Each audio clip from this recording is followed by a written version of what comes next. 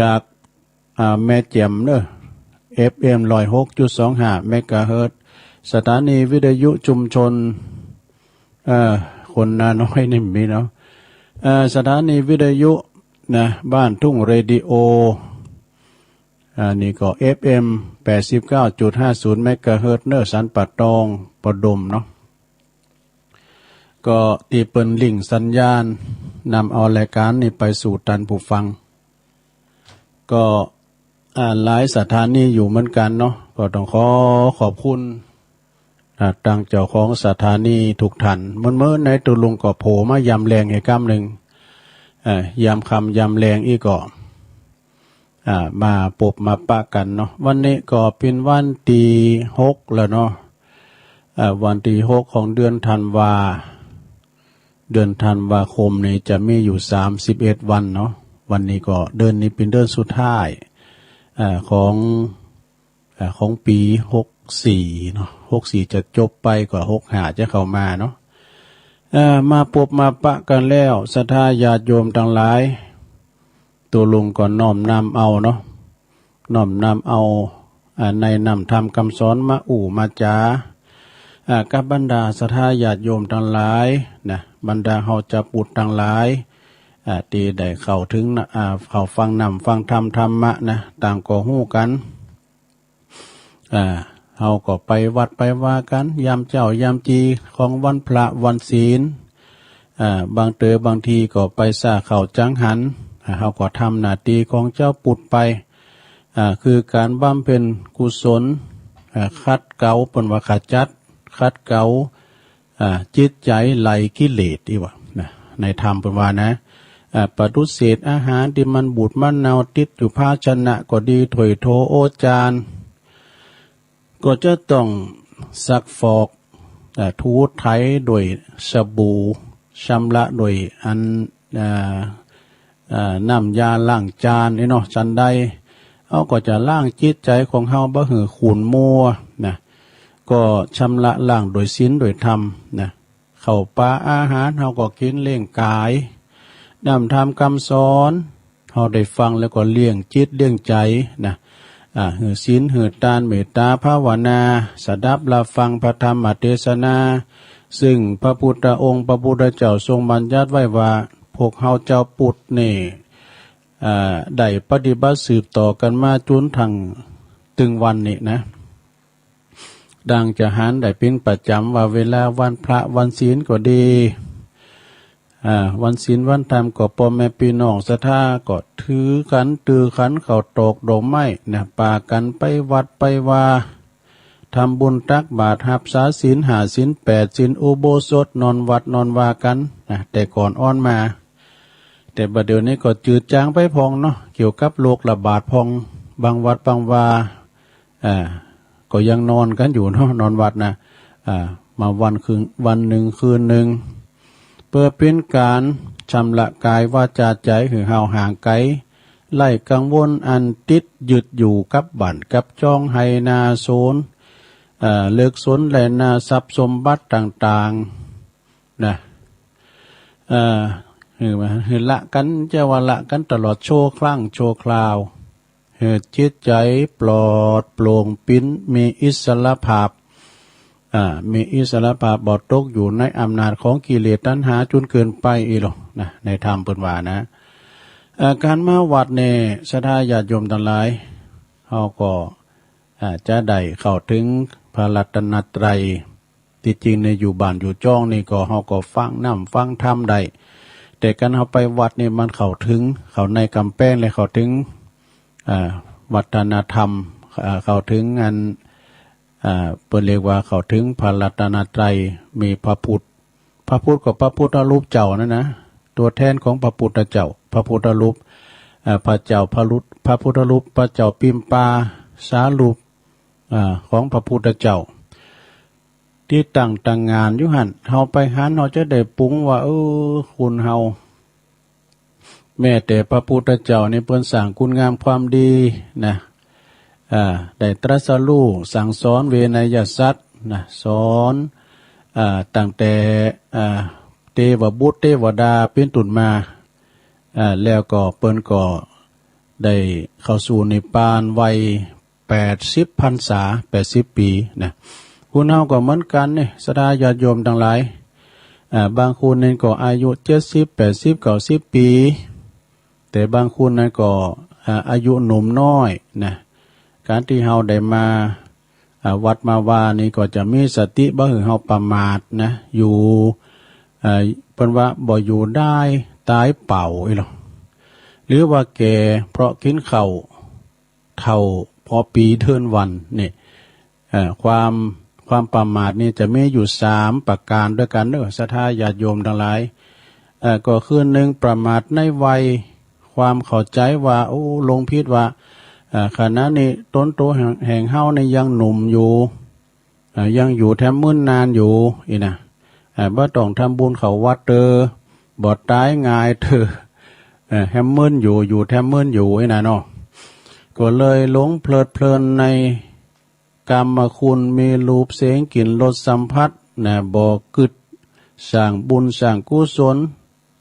บ่เฮ็ดสร้างความดีไว้นะสร้างตีเปิงของตนตีเปิงของจิตของใจเปิ้นว่าหาป่าไทยยังหาข้อห่อไว้รอให้มันแก่เฒ่าเกินนี่นะบ่ต้านเตอเอาไว้หันเกินบ่ต้านเตอเนาะขาดปัญญาในการพิจารณาถึงอัตภาพและก็สังขารเนาะที่จะต้องลงโรยสุดโทรมไปเป็นธรรมดาตามกาลเวลาเพราะว่าเผลอหู้ซึกโตเนี่ยต่างพิษต่างถูกเมื่อว่าความตายมันคือคานไก่เข้ามาหาโตเก่าเฮาแล้วนะเข้าลักษณะที่ว่าเผลอหู้ปอวายเผลออ้ายปอเฒ่าผลสุดท้ายก็เลยบ่ได้ประกอบกรรมดีบ่ได้สร้างคุณงามความดีไว้ในโลกให้เปิ้นจ้าลึกนึกถึงตลอดถึงลูกหลานนี่เนาะ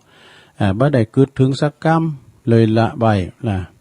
บ่มีตีปึงในปาลโลกโดยบางคนนั้นก็เป็นคนที่มั่งมีสีสุขเป็นคุณลำคุณโรยเนาะเป็นคุณลำคุณโรยแม้แต่ว่าคุณลำคุณโรยนี่ศรัทธาญาติโยมทั้งหลายนะเมื่อก่อนนั้นเฮาหันในข่าวได้หันในข่าวพิจารณาในข่าวที่คุณเนี่ยเจ้าโสวิชัยเนี่ยนะโยมวิชัยก่อนนี้เป็นโรยนะเป็นมหาเศรษฐีของเมืองไทยแล้วก็เป็นโตการในโตเปิ้นนี่ไม่หลายอย่างเนื้อสถานที่เปิ้นอยู่มีในเนื้อในโตเปิ้นน่ะยังพองมีสมเด็จวัดละคังที่ห้อยอยู่ในคอของคุณโยมวิชัยนี่นะขณะที่เปิ้นเสียชีวิตเนี่ยศรัทธาญาติโยมทั้งหลายเป็นองค์แปลงที่สุดในโลกเนี่ยสมเด็จวัดละคังนี่นะเปิ้นว่าสวยที่สุดในโลกงามที่สุดระดับโคตรแชมป์สนนราคากาเจ้าน่ะเจ้าเปเรียกว่าเจ้ามันจะสื่อนะกาเจ้าเนี่ยเป็นหลัก8ว่ะเป็นเลข8หลักดูสุดท้ายเมื่อว่ามาถึงชีวิตถึงขาดเนี่ยก็บ่สามารถที่จะคุ้มครองเฮาได้เนาะจะแป้งขนาดไหนจะขังขนาดไหนเมื่อว่าเวลามันถึงนี่นะเนาะการจากไปเนี่ยศรัทธาญาติโยมก่อนเนี่ยศรัทธาหันก่อนตุลุงก็หันอยู่นะหันที่เปิ้นถ่ายคลิปมือพอเนี่ยเฮอบินเนาะบ่มีเฮอบินน่ะจากการที่คุณเจ้าสัววิชัยในครั้งที่ขณะที่เปิ้นได้รับตาลาโลกไปน่ะข้อมือของเปิ้นน่ะข้อมือเล็กอำใจข้อมือในใส่นาฬิกาน่ะลงคือพอละตือนาฬิกาเฮิรนเลื่อนนึงนะเครื่องน่ะได้อยู่ข้อมือน่ะ75 ล้านว่าดูลงชื่อหน้าได้เป็นทุกขี้หอมบ่เนาะ75 ล้านว่ะนะเตียนใส่ข้อมือน่ะนาฬิกาน่ะนาฬิกานี่75 ล้านก็ตาม300 บาทก็ตามมันเดินเวลาเท่าเดียวกันเนาะ จะแป้งขนาดไหนมันก็เดินเวลาเท่าเดียวกันนะหน้ามันจะกว้างขนาดไหนก็ตามแม้แต่ว่ารถก็ตามเนี่ยรถเบนซ์รถหยังก็ตามเด้อราคาหลายล้านเอาโตโยต้ามาดำไปมันก็ถึงเหมือนกันเนาะความปลอดภัยมันได้กะตู้มันก็ถึงมันกระเป๋ากระลึบนี่ก็เหมือนกันนี่ซื้อกระเป๋ากระลึบมาเนี่ยปกติราคานี่เป็นหมื่นเป็นพันแล้วก็อันกระเป๋าเขาธรรมดานี่400 500 มันก็ใส่สตั้งได้เหมือนกันแต่มันก็จุกออกมัดใหญ่เหมือนกัน เนาะขอมือนาฬิกาเนี่ย75 ล้านว่าลงมันกาอย่างมันมีหอมอย่างเลยเนาะแล้วสมเด็จเนี่ยพระสมเด็จราคา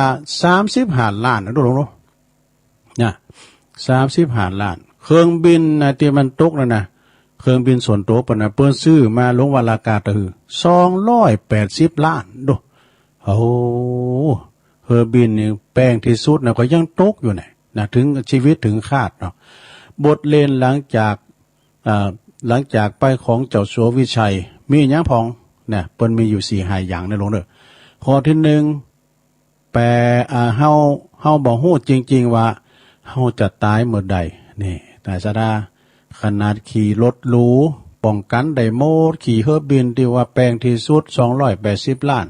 มีนาฬิกาเรือนทองเรือนเงินหยังก็ตามเด้อมีสมเด็จก็ตามเด้อนะถึงข้าวคิดถึงตายมันน่ะ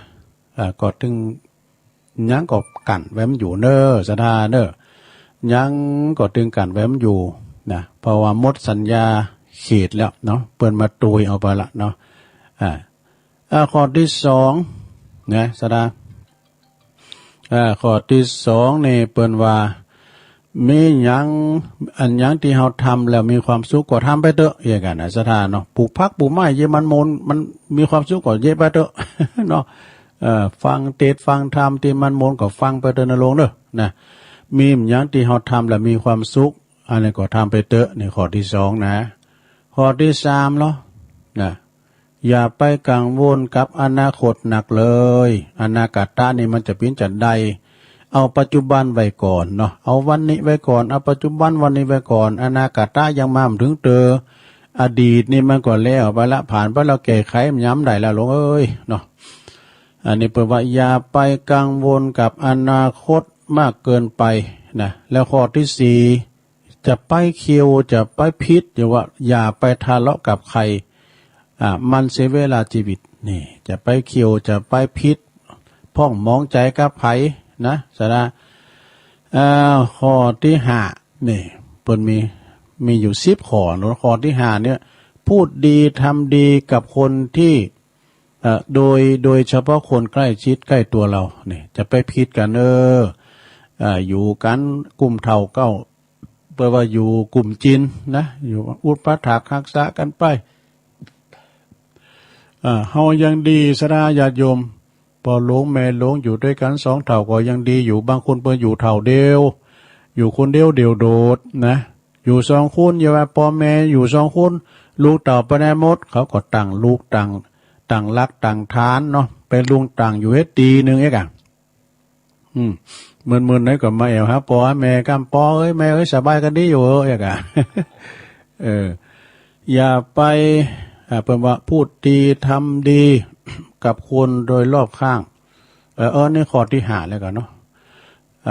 พูดดีทำดีกับทุกคนโดยเฉพาะคนไก่ตัวเฮานะพอกันเจ็บป่วยเมื่อยไข้ก็พอกันนะ2เท่าเฮาเนี่ยแต่เป็นละจะไปขวางยังดีนะศรัทธาญาติโยมก็มีลูกมีเต่าเขาก็มาอยู่มาใจปิ้นตือแต่บางคนนี่อยู่คนเดียวโดดไม่ลูกไม่หลานนะไม่ลูกไม่เต่านะอยู่ไปตามหน้าบุญนะก็เอาธรรมะเนี่ยเป็นกูเป็นกีมไปเอาวิทยุไว้ที่ตุ้งหัวฟังนำฟังทำไปลงเด้อข้อที่6เนี่ยมีอย่างที่เฮาต้องทำแต่ยังบ่ได้ทำอีกนี่เฮาต้องทำแต่ยังไม่ได้ทำแต่มันมีอย่างพองนี่หลวงพ่อเราคือว่าเราหลงเอายังจะต้องทำแต่ยังไม่ได้ทำเนี่ยนะถ้าจะฮือจ้าลุงว่าป้อพี่จื้อที่เฮาไข่ทำแล้วไม่ได้ทำนำยังเพราะไข่โบสถ์อีก ไข่โบสถ์ก็มาโบสถ์หรอกข้อที่7มีอย่างที่เฮาได้ที่เฮาอยากจะทำแต่ยังไม่ได้ทำแท้แล้วนะมีอย่างที่เฮาไข่ทำแต่ว่ายังไม่ได้ทำแท้หมอนี่อันนี้ข้อที่7ข้อที่8ลงตรวจสุขภาพนะตรวจสุขภาพออกกำลังกายออกกำลังกายคือหมายความมาออกกำลังกายแล้วก็กินอาหารดีๆเนี่ยที่มีประโยชน์นี่กินอาหารดีๆที่มีประโยชน์บางพองไปกินมังสวิรัตินะกินผักกินไม้ไปเปิ้นกินมังสวิรัติกินเจ อันนี้ก็สุขภาพดีนะเปิ้นว่านะกินอาหารเจนี่นะเอาต่อไปข้อที่เก้าข้อที่เก้านี่เปิ้นว่าให้อภัยทุกอย่างทั้งคนอื่นและตัวเรานี่คืออภัยหมดเด้อนะอภัยก็คือเปิ้นว่าอภัยยกโทษเหรอนะอภัยยกโทษเหรอหมดอโหสิกรรมเหรอหมดนะไผว่าหยังก็ถึงว่าหยังตึงตอบเถงคืออภัยแล้วก็อันแผ่เมตตาเปิ้นเนาะอันนี้คือข้อที่เก้าต่อไปข้อที่10เนาะฟังอยู่เด้อตัวลงสุดที่สอนใจข้อที่10นี่สุดท้ายลงเอ้ยข้อที่10นี่ขอบคุณที่มีวันนี้ที่เฮายังมีชีวิตอยู่นี่ที่เฮายังมีลมหายใจอยู่เฮายังตื่นมาได้หันตะวันแล้วได้ยินไก่ขันอยู่น่ะก็เป็นบุญแล้วเด้อศรัทธาเด้ออันนี้นะตอนมาเฮาก็มาโตเปล่าตอนไปเฮาก็ไปโตเปล่าเนาะตอนมาก็มาโตเปล่าเดี๋ยวกันเด้อตุลุงลืมอันนี้เปิ้นโทรมาอยู่ใจๆนะมันมีนะจ๊ะ2-3 ลายแหละตุลุงก็เลี้ยวพอเนาะเลี้ยวพอว่าลืมปิดเพลงก็เด้อปิดแล้วเหรอมีหยังจ้าจะเหมือนอันพระอาจารย์เน้นหลักมากำนะจะมีหยังจ้าก็ว่าวิทยุมันดังจ้ะมันเจ้าได้ฝายหินนี่เปิดเพลงนั้นติ๊กๆน่ะแต่เปิ้นออนไลน์เสียงตุลุงเขาเติมหมดเด้อตอนมาโตเปล่าตอนไปโตเปล่าพร้อมกับบาปกระบุญใดกระทั่งพร้อมกับบาปกระบุญที่ใดกระทำในตอนเฮามีชีวิตอยู่นี่เหลือไว้แต่ความดีประดับไว้ฮือคนรุ่นหลังได้กล่าวขานกันต่อไปนี่ขอบคุณเนอะขอบคุณอาจารย์ชัยทองขันเปิ้นส่งขอความคติธรรมดีๆมานะดังละไฟหินก็ดังละศรัทธาญาติโยมทั้งหลายก็ก็จากกันไปถึงข้อที่2ไปข้อที่2นั้นก็อย่าประมาทในรูปก็คือหูพางของเฮาเนี่ยนะคือลงในว่าเฮาเนี่ยยังหนุ่มยังแน่นอยู่หน้าตาหล่อเหลางดงามอยู่คนเขาชมว่าโอดก็รู้สึกปราบปลื้มสุขอกสุขใจเหมือนโดนตนยอลูกยอขึ้นมาแล้วเหมือนจะบ่แก่บ่เฒ่าผิวพรรณมันก็เหี่ยวย่นไปเป็นตามกาลเวลาเนอะศรัทธาเนาะ ไปตามกาลเวลาเหมือนดอกไม้ที่มันเบ่งตูมดอกไม้ที่มันเต่งตุ้มเวลายามเจ้าเขาบอกว่าดอกไม้นะมันเต่งตุ้มยามเวลาเจ้าเหี่ยวเฉาไม่เวลากลางวันเวลาเตงโลงโรยไปเวลาพบคำนี่คุณเอาก่อนนะรูปเป็นเพ่งสภาวะอันมีต้องอันแปรปรวนไปนะอย่าไปลืมว่ามันรูปร่างเขานี่ก็เป็นอนิจจังอยู่กฎอนิจจังเหมือนกันเนาะเปิ้นว่ายามเมื่อหนุ่มมาเนี่ยเฮาก็มีพละกำลังแข็งกะกินข้าวลำกินน้ำลุงยามเมื่อหนุ่มกำลำก่อมเนาะ เท่าแกแลมอนมากก็เอาละกินอันยังก็บ่ฮู้สึกว่าลิ้นบ่ไข่สัมผัสไปแล้วนะเขียวก็บ่ได้อันเอาการแล้วบดต้มมันหล่อนมันคอนไปหมดอีน่ะอันนี้ก็ไปตามสภาพเนอะสภาวะจะเป็นฟันหนังอย่างต่างๆนี่มันก็ไปตามกาลเวลามัน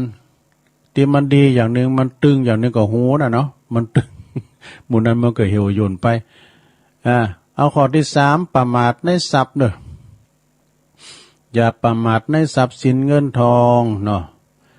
ทรัพย์สินเงินทองของเฮาเนี่ยมันจะอยู่ด้วยเฮาตลอดเวลาเฮาลุ่มหายแต่จากก็ละไว้ให้ลูกให้หลานแบ่งปันกันนะเปิ้นเรียกว่าประมาทในทรัพย์หลงในทรัพย์บ่ต้องไปทำการทำงานนางกินนอนกินข้าวของเงินคำสัมปติเฮามีหนักหนาป้าป่านเปิ้นว่านางนอนอยู่บนกองเงินกองทองน่ะแล้วก็มีคนนับหน้าถือตาเพลินมัวเมาในความมั่งมีสีสุขจนว่าประลืมทุกสิ่งทุกอย่าง บ่ได้ทำบุญสร้างกรรมดีบ่ได้สร้างความดีไว้มีความหันแก่โตไปแหมเนาะนะจิตใจก็ขับแคบมีกิเลสความตนีทีเหนียวเข้ามาครอบงำใจทรัพย์ในต่างที่เป็นประโยชน์เนาะขาดสติปัญญานำปาความเดือดร้อนหายนะมาสู่ตนเองอีกก็มีนะสถานเนาะดังที่เราได้ยินได้ฟังข่าวมานะโอ้คนที่เปิ้นลำเปิ้นรวยแล้วเปิ้นได้กินได้ทานก่อยังแทนที่จะเกิดว่าอยู่บุญกองเงินกองทองแล้วชุกคิดสักน้อยว่าปีนี้จาดนี่เฮาลำเฮารวยมาก็จะเป็นเพราะบุพเพกตปุญญาตาจ้ะเฮาได้ทำคุณงามความดีไว้ในจาดปางก่อนจ้ะพอเปิ้นคุณทั้งหลายก็ทุกข์ไล่เข็นใจเปิ้นได้ตานได้หยังจ้ะเฮาเยอะมังมีลำเลยน่ะมังมีโดยความที่ว่ามันจะไปอันค่าของสิ่งผิดกฎหมายน่ะแต่ที่จะได้สร้างบุญสร้างกุศลไว้เหินหนักเนาะเฮามีกินมีทานจัดนี้เฮากินจัดนี้ก็เสียงจัดนี้นะจัดหน้าโลเฮาไปเฮาจะมีนะก็จึงมังมีทรัพย์แล้วก็กลายเป็นถาดนะเปิ้นว่ากลายเป็นถาดความตานีฮับใจกิเลสนะแล้วก็ความเคลางมงายว่าเปิ้นว่านะคนชนิดนี้ถึงมีชีวิตอยู่แต่ก็ประกอบบ่ได้ประกอบบำเพ็ญบุญกุศลในต่างที่ชอบก็เหมือนกับว่าตายทั้งเป็นนี่เด้อเปิ้นว่านะ ตายทั้งเป็นเปิ้นว่าสมกับอันพุทธพจน์ที่รับรองไว้ว่าเยปมัตตายถามัตตาแปลว่าผู้ประมาทเหมือนคนที่ตายแล้วนี่นะความประมาทนั่นก็มีหลายอย่างเนอะถ้ามี3ประเภทกันเนอะความประมาทโมเมาเนี่ยนะ1โมเมาในความบ่มีโรคนี่บ่มีโรคภัยไข้เจ็บมีโรคภัยไข้เจ็บมาเบียดเบียน2โมเมาในทรัพย์สมบัติแล้วก็ทั้งอย่างหนึ่งโมเมาทั้งหมดข้อที่1เนี่ยนะประมาณ1ข้อที่ทั้งหมดเนี่ยเป็นตั้งแห่งความเสื่อมดังตีผู้เขียนไว้เปิ้นเขียนว่าอันนี้มานี่ทำกรรมในสถานเด้ออันนี้ไปเขียนน้ำมนต์ไหนลงไปกึดนักเด้อเปิ้นว่าเปิ้นเขียนไว้ปิ้นหน้าคำขันฟังไว้ว่าเอามนต์ได้นะ1เปิ้นว่าเมาเบอร์เมาแชนี่ใจเศร้านี่ก็ถ้าจะแจ้กลูกมาเมื่อเจ้าในนางแยงเมื่อแรงก็มานางยีเมาเบอร์เมาแชนี่ใจเศร้าถ้าเมาเหล้าแล้วนะเพิ่มตุกทำแล้วเนี่ยเมาเหล้านี่เพิ่มตุกนะมันตุกอย่างไรตุกก็ซ้ำเติมมีไปแปะเปิ้นเนี่ยกินมาแล้วเหงาสกตุไอ้เนาะ3เมาสนุกเพิ่มจนนี่4เมาตัวตนลืมตายเนี่ย4นี่เปิ้นมีกรอยู่บทหนึ่งปกติคนเราก็เมาอยู่ไม่รู้หายเมาชีวิตคิดปลื้มจนลืมตายเมาร่างกายว่างามอลามตาเมาในสุขสนุกใหญ่ว่าไร้โลกเมาในโชคเมาพนันเมาตัณหาเนี่ยอันเมาหวยเมาแชเมาเลกานี่มันถึงมัวเมาเหมือนกันโดยสถานเนี่ยโอ้ยสาดไปเลยงดหนาวทำไมเนี่ยก็มนไผมนมันเนาะว่าไปมันก็มนไผมนมันไปเมาตัวลืมตายเมาตัวตนลืมตายข้อที่5เมาเพศยิงใจลืมวัยนี่ข้อที่6เมาลิ่นไพ่นี่ลืมนอนได้กันเนาะมันดึงวันค่ำคืนหงปุดื่มนอนกันดูเนาะเราเป็นนางฟังธรรมสัก3-4-5 นาทีปุโรเจ็บเอวนี่ เปิ้นไปฟังธรรมวัดนี่ปุโตโอ้มันยังไข่เลือด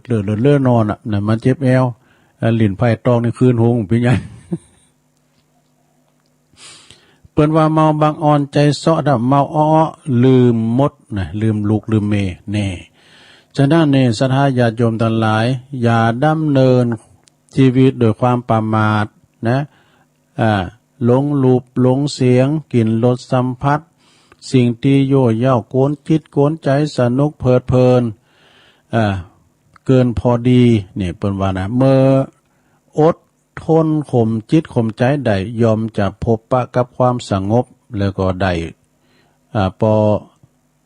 สมแก่อัตภาพแม่ว่าพระองคุลิมานเนาะองคุลิมานนี่เปิ้นออกโบสถ์นะเปิ้นขาคุณมาลปุโธ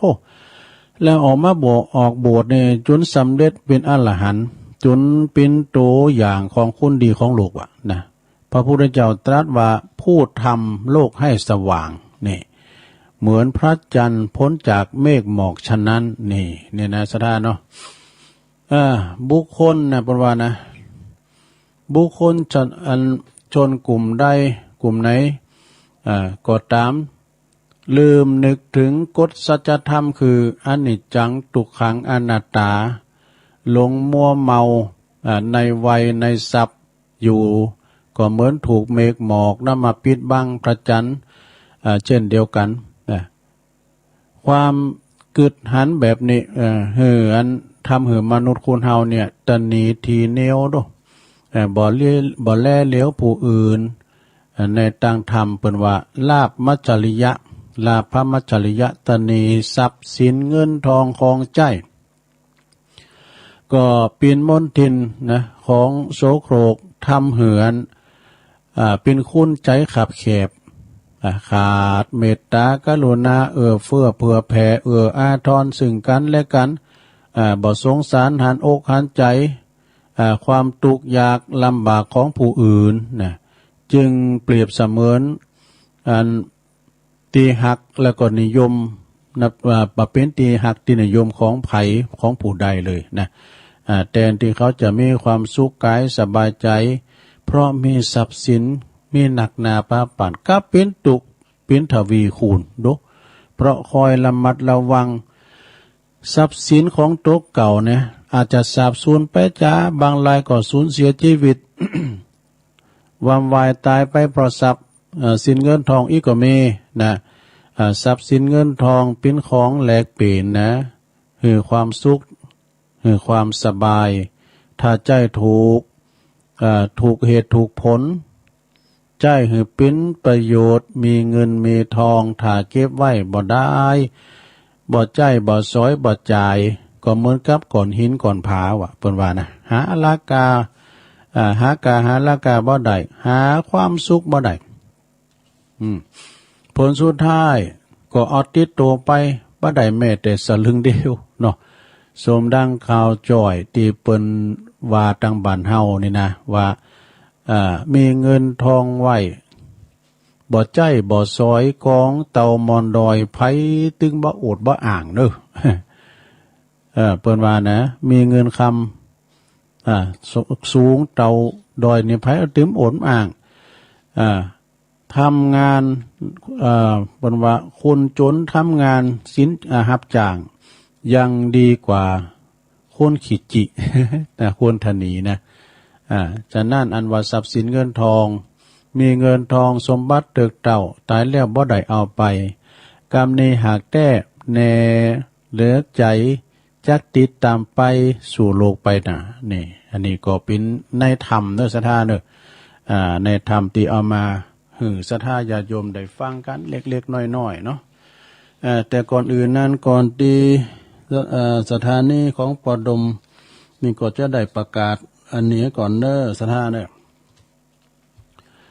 ก็ต้องขอบคุณทางงานศรัทธาที่เปิ้นมารวมทำบุญเนาะไปที่พระธาตุศรีสองเมืองนะตุลุงก็เป็นสะพานบุญแถมทันหนึ่งแต่ว่านี่ก็ขอบคุณทางปอสมบูรณ์แม่คำผ่านชัยวุฒิพร้อมครอบครัวเปิ้นอยู่บ้านหลวงจอมต้องนี่เด้อทำบุญประทาเจ้าสลีสองเมืองในแถม1 ซองพร้อมวัตถุมงคลโดยมีตึงเลนมีตึงพาพงเนอะโตจะไปบรรจุเนอะแล้วก็ฟังกลางคืนเนาะเพิ่นก็จะถ่ายทอดเสียงนางสาวบุญยองบุญยอนก็บุญยวงก็ชัยวุฒิโดยเนอะบันหลวงจอมตองเหมือนกันเนอะทำบุญ พระธาตุศรีสองเมืองตุยแล้วก็นางบุญชูจันเจริญพร้อมครอบครัวเนอะอยู่จอมตองนะทำบุญพระธาตุศรีสองเมืองเนาะขอขอบคุณเนอะแล้วก็มีอันปีอ้ายใต้หูเขาเนาะปอบรรจงแม่ลำจวนกันทวงบันดำดิบเนอหมู่17เนออันนี้ก็ทำบุญพระธาตุศรีสองเมืองโดยนางแก้วเนอะฝากตุลุงไปเปิดว่าทำบุญกับตุลุงสนานไปโดยน้อยเนี่ยไปโดยนางแก้วตุลุงกับพินสะพานบุญเนาะก็จะเอาไปมอบหือตั้งตุลุงดอยเขาเองอะนะพวกก็จะไปแล้วเนี่ยเกมผ่าปุกเวลาร้อนตุลุงเอาตากแล้วก็เอายัดใส่ถุงปุ๋ยแล้วนะและแต่ว่านี่ก็ขอบคุณปอไพบูลย์แม่จรูนปกปิงเมืองเด้ออันนี้ทำบุญแถมซองก็อันนี้ก็ขออนุโมทนาเด้อการนำกาไฟของวัดพระธาตุดอยน้อยเนาะ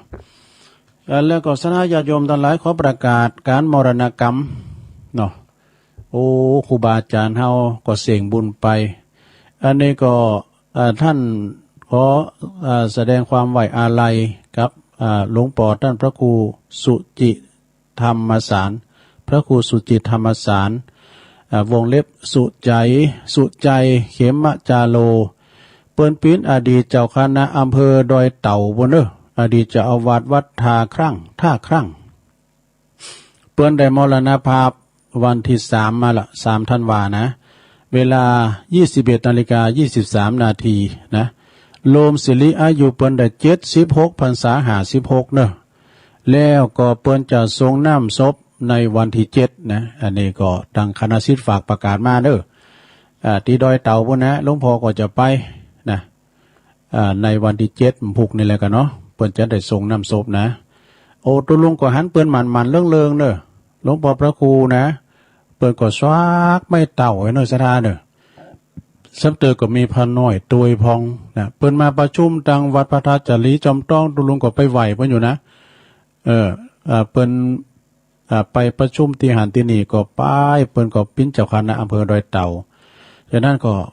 ไปที่อยู่ละแวกนั้นดังลูกศิษย์ลูกหาก็ดีเนาะอำเภอดอยเต่าก็ไปรวมบุญกับเปิ้นเปิ้นก็ตั้งศพบำเพ็ญกุศลไว้และวันที่7ผมเปิ้นจะได้ส่งน้ำศพอาบน้ำศพกันต่อไปอันนี้ก็ข่าวสารงานบุญซะนะแถมตีนึงเดินสนาญาติโยมเนาะแถมตีนึงก็ขอประกาศข่าวสารงานบุญว่าที่วัดอันปุณ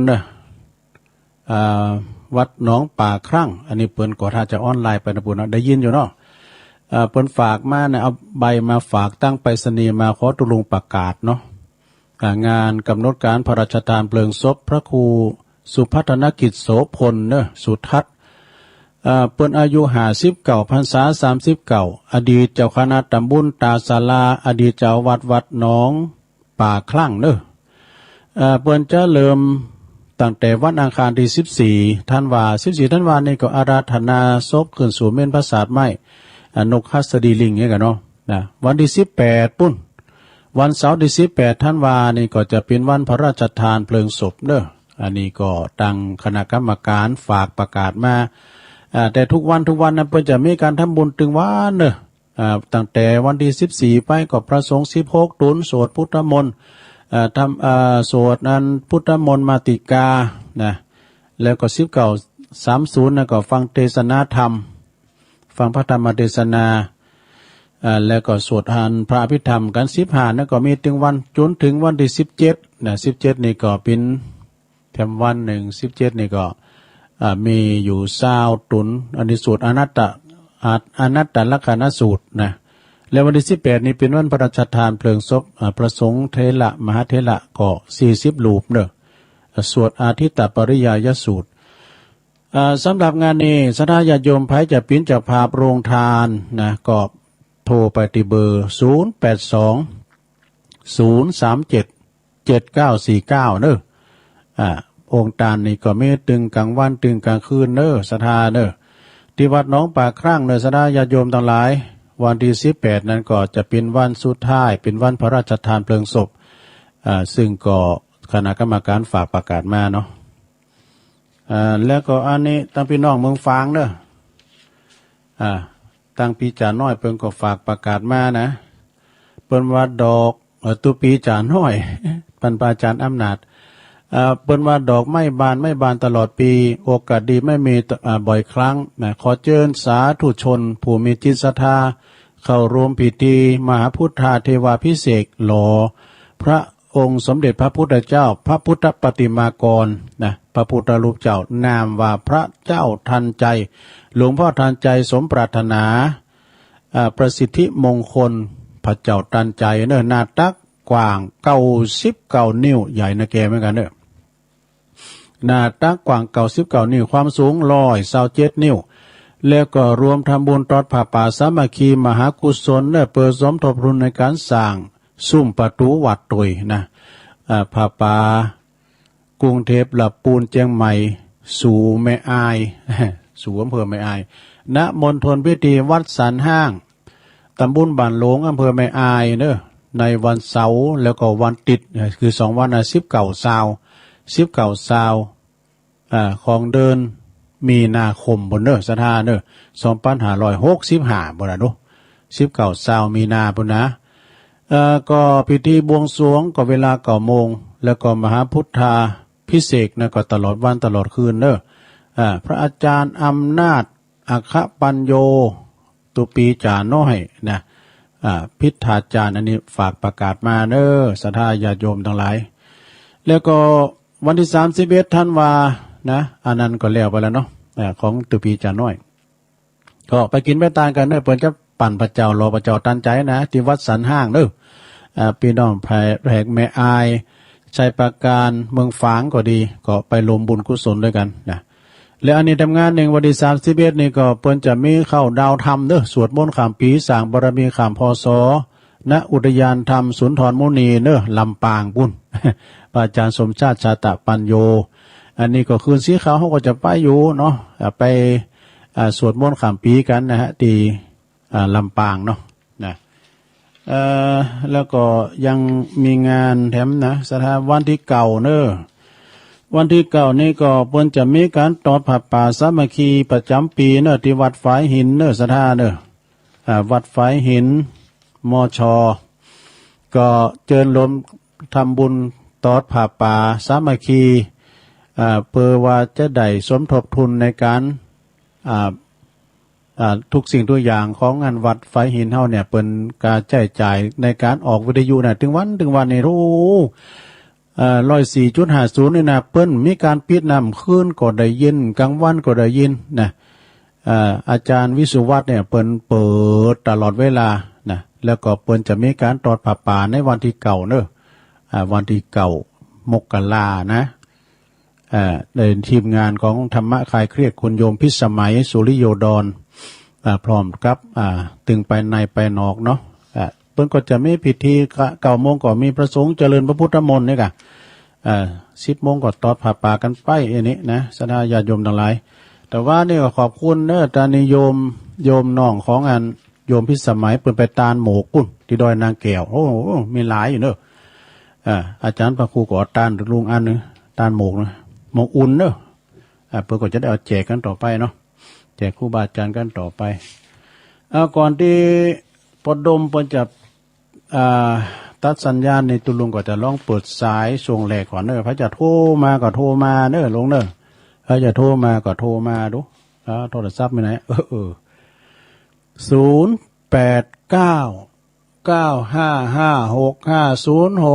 ก็เดี๋ยวเขาก็มาฟังรอบ2จะได้เปิดสายหนักแค่หน่อยหนึ่งเนาะวันนี้ก็ตุลุงก็มาตกมาแตนเปิ้นเนอสถานเนอท่านพระครูอภิวัฒนวิกรมเปิ้นไปรับวัตถุมงคลที่วัดมหาวันเมืองละปูน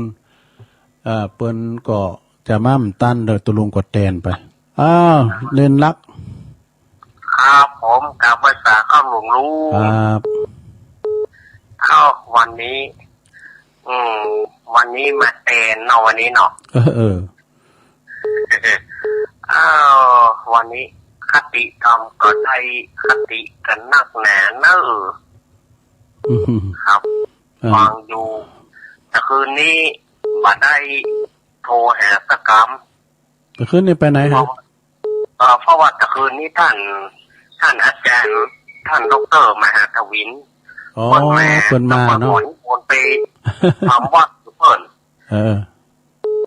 เพิ่นนั้นขอนิมนต์ไปทำวัดเดี๋ยวพอทำวัดเสร็จแล้วก็พอโทรกับปอติดละเจว่า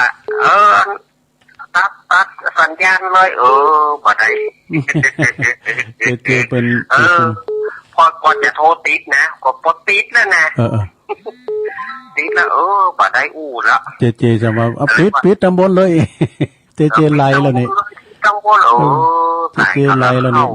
เป็นยังนี่เนาะก็เป็นยังพอดีว่าป้าหลวงลุงวันนี้ครับอวยพรเนอร์ครับวันพรุ่งนี้เดินทางโดยสวัสดิภาพและปลอดภัยได้อันประกาศตั้งแต่เดียวประกาศทำกล้ามหนึ่งเข้ากรรมเนาะอาจารย์เนี่ยหลักจะไปวันใดจ๊ะวันที่11ครับโอ้คุณหลายเนี่ย11ก็ไปเด้อครับหลวงพ่อฝางก็จะ11เหมือนกันครับ11จะไปร่วมบุญร่วมกุศลกันด้วยโอ้ดีแล้ววันที่2โชเฟอร์มาว่างก็จะไปได้ไป11เที่ยผมได้ครับเป็นกำลังใจครับโอ้ขอบคุณครับเนาะสาธุพระอาจารย์เน้นหลักปัญโยนนันไปอยู่วัดสันเมืองไหวสารนะครับเจริญปอนจ้านมัสการเจ้าคุณลุงก็เข้าได้แล้วนักรบทำมาหนาเดี๋ยวคุณลุงจะกลับมาตัวเจ้าส่งข้อความไปหาคุณลุงแล้วจากแม่สายบวมตึงขอบคุณ089-955-6506มาแล้วคนอารมณ์ดีแม่จันโสมเจ้านมัสการเจ้าโอ้ไม่อายมาเดี๋ยวนี้ปะใส่ตื้อลุงพอดีลุงไปวันพุธแล้วเจ้าไปวันพุธอ่ะลุงเกมตัวแล้วแม่สมกับจะไปแม่คำไปดูแลแม่วันพุธเหมือนกันแม่คำกายไปหากะกายไปหากะกายไปไม่สายกายไปหากะถ้าต้องแม่คำพุ่นไปต้องจะไปตัวเปิดเนี่ยค่ะเพราะว่าไปหลายวัน8 คืน 9 คืนก่อนดีแล้วกายจะกายได้เลยนะอยู่ปุ่นกับตื้นแต่ยินไปทางใต้ปุ่นหรออันนี้ไปทางแม่จันนี่หรอมันเป็นคนละตีอะเจ้าวิญญาณก็ฟังรายการเจ้าคณะอำเภอบ้านไปเฮาก็จะไปตัวเปิ้นเนี่ยนะบุตรมาวันที่11หลวงพ่อเปิ้นจะเอาหมกอกมาโดยพระกระเดมกอกก็ลุงก่อนแนะนำเนาะแนะนำแม่บุพัฒน์เจ้าได้เหอหลวงพ่อเปิ้นอบไว้พร้อมกันเอาหมกอกแห้งเอาหมกอกน้ำมันสว่าไปแจกเขาต้องไม่อายกะมาเดี๋ยวนี้อ๋อดีกะเพื่อเปิ้นนั้นจะทำบุญนั้นวันเกิดหลวงพ่อเขาเปิ้นถึงจังฝากซองไปอ่ะเอาผ้าห่มไปหลายๆผืนนึงก็น่าตุลุงกับเกมผ่านแล้วเอาผ้าโนมนี่กะผ้าโนมผ้ารวมก็ได้ผ้าถุงนั้นน่ะถุงยางอ่ะที่เป็นถุงอ่ะอุ่นดีมันเป็นจะหื้อหนาวแต่หนาวว่ะแต่ก็มันเจ้ามันหนาวนะเจ้าไปลืมน้ำฮ้อนเด้อกินน้ำฮ้อนตลอดมันต้องมีขอบคุณจ้ามาสการเจ้าตุแม่จันโสมณีจักนะหลังกัดแม่สาวเจริญปอนฮะต้องเจ้าวันเนอร์แม่โบพัดอ่ะแม่โบพัดอุลันดูเนี่ยบอกโดนละบอกเขาไม่ได้จะขี่ตัวจูออกไปวันนี้อีกเต้นเปิ้นนะกะต้นซ่านลุงยอมมาออกหรือเนอะลุงออกแล้วอ่ะต้นซ่านฟางเนาะดีกะแล้วบอกแห้งอ่ะอันมันใจเก็บไปเผื่อมื้อหนำลำไยไปจะอบแห้งเนี่ยเอากอกอบเอาเนาะแจกกอกแห้งมันพอกันได้ถือได้จัดตามกอกแห้งไงน่ะบ่ตู้วันนั้นก็เอาบีบใส่วันนั้นก็ไปชั้นประกาศที่ดอนนางแก้วเขาเอามาหื่นหน่วยกะ จะไปฝากดูเนอะ เขาบีบใส่นั้นน้ำพริกตาแดงเตียวนะจำเขานาได้ดำเหมาะ โดยแค่หมูประตูอย่างนี้ เอาแค่มันมาด้วยเด้อเอากับน้ำพริกตาแดงเหมาะขอบคุณแม่โบพัดเนอเวลาตุลุงจบพอดีกะเนาะกระเดียวก่อนปดมประจัดเต็ดสัญญาณเจริญปอน กับว่าสาเจ้าลุง แม่จันแม่สมศรีบ้านนันทราม แม่สมศรีเจ้าบ้านนันทรามฝางนันทรามฝางเนาะไปเสียศพอันหมู่ประจะหมู่พี่น้องตาลีอยู่เนี่ยนอนตาลีกันพี่น้องหลงบ้านนั้นน่ะนามสกุลแดงซอนแดงซอนกับโทษนักกาตั้งเวียงปราบเวียงน้องหลงเนี่ยยังไปแปลคนอยู่เมืองวันนามสกุลมาเดี๋ยวเปิดตู้ดูออกพอดีว่ะจับพอดีเลยแสงยัดจะวัดไปเฮ้อรู้เมี่ยงก็ไปรอดนะรับรองว่ากี่ละเตะทำก็ได้ง่ายวัดตรวจซื้อครัวมาไว้ละสลีหม่อมจืนเจ้าสมศรีนันทารามเนาะขอบคุณเนอป้าปีน้องตาลีบันเวงโทษแดงซอนนักกะปลงปรีชาก็แดงซอนดูนะเปิ้นอยู่บันตุงก็ฮะเนาะเปิ้นมีบ้านวิปัสสนาจารย์เนี่ยนะเปิ้นเคยมาออกรายการตีตุลุงนี่นะปลงปรีชาแม่นะคะปรีชาแดงซอนนี่กะแม่นก็มากับอันท่านหัวหน้าสายอันนี้เจริญปอนวัดการครับปางโมกครับหลวงตากฤษครับหลวงตากฤษเนาะครับโอ้ปล่อยแล้วนั่นเหลือ6 นาที4 นาทีอาจารย์เนี่ยหมดเวลาแล้วน่ะวัดอะไรลูกโม่อันเนี้ยปางโม่กันวัดพุทธอุทยานครับครับอยู่ใน2 โลอยู่จะอำเภออย่าด้อยเพิ่มเชียงดาวเนาะโอ้มั่งแต่พอจริงของเชียงดาวดีต้องไหว้สาขอบคุณพระอาจารย์หลวงพ่อกฤษด้วยครับไหว้สาครับนมัสการครับสาธุหลวงพ่อเพิ่นก็ฟังนะตุลุงก็ได้ยินเพิ่นโทรหาตุ้นนั่นโทรหาตุ้นนี่ครูบาอาจารย์เพิ่นมาออกรายการเนาะอยู่อุทยานปางโม่เนอะนี่นะเพิ่นก็ไฟในธรรมเนอะเจียงท่าบนเจ้าของไก่เนี่ยโรไฟหินนี่ก็ไปไกลเหมือนกันได้ลงเนาะตุลุงก็ขอยอบยังให้ได้อีกเนาะได้6 สายก็เดี๋ยวมาต่อแถมไผมได้โทรก็เดียวเนอะเดี๋ยวก็โทรมาแถมเนาะตุลุงก็จะได้ขอบคุณตังคืนปดมพุทธวงศ์บ้านทุ่งเรดิโอเปิดถวายเวลา1 ชั่วโมงเดี๋ยวพักยอบอย่างสักกำเดี๋ยวมาต่อกันชั่วโมงที่ 2กันต่อไปเนอะขอบคุณปดมเนอะเจริญปอน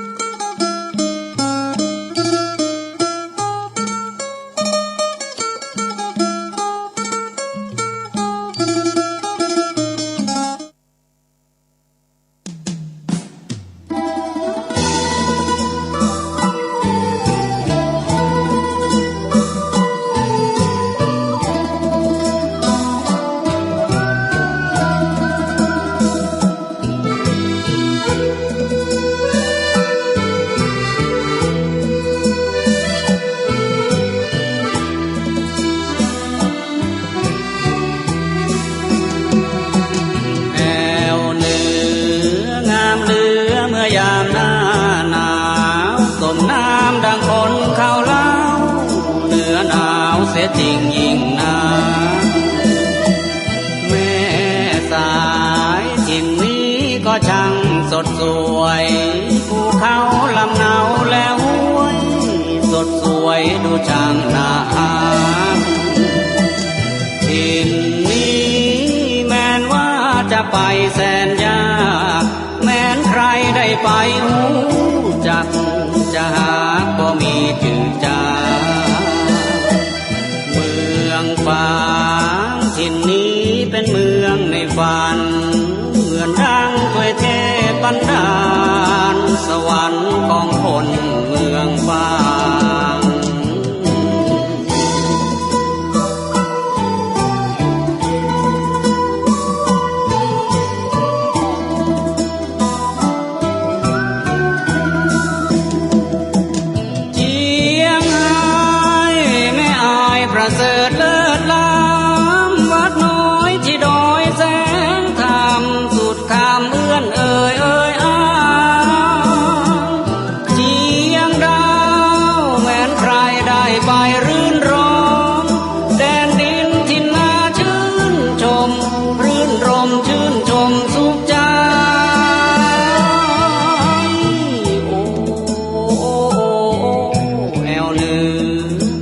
บ่เคยไปเห็นบ่จื้อ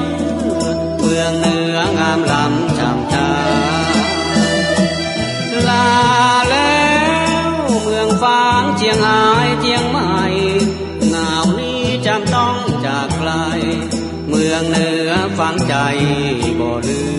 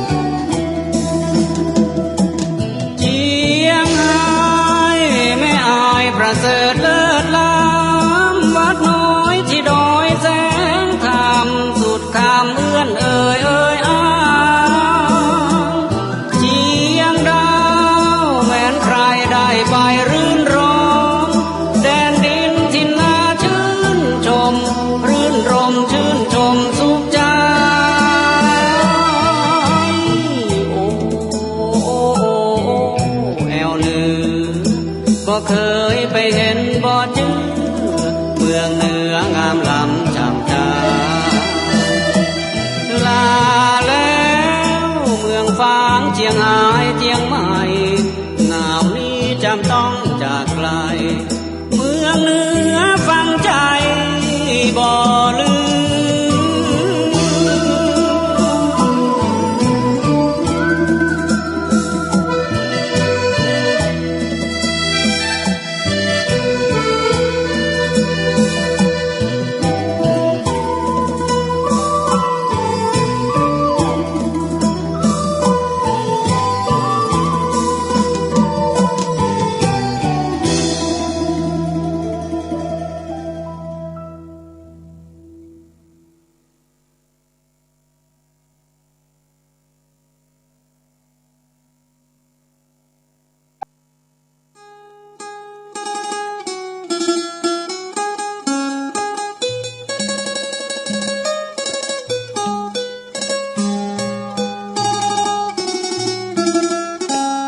เอาแล้วศรัทธาญาติโยมทั้งหลาย